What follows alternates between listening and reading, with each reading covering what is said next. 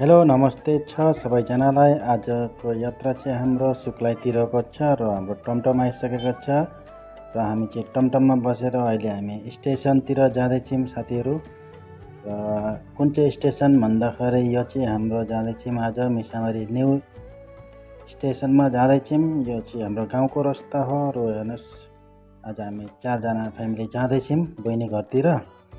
र हाम्रो यो बाटो गाउँघरको बाटोको रास्ता यस्तै छ साथीहरू, के गर्नु होइन। अब म चाहिँ पुरा फिटफाट भएर यता पुरा भिडियो बनाइरहेको छु र फाइनली पुग्यौँ हामी स्टेसन र ट्रेनमा पनि चढिसक्यौँ हेर्नुहोस्। र ट्रेनको भित्रको नजारा पनि हल्का देखाउँदैछु म हजुरहरूलाई, हेर्दै गर्नु होला। यो चाहिँ हेर्नु होला, यस्तै छ हाम्रो होइन।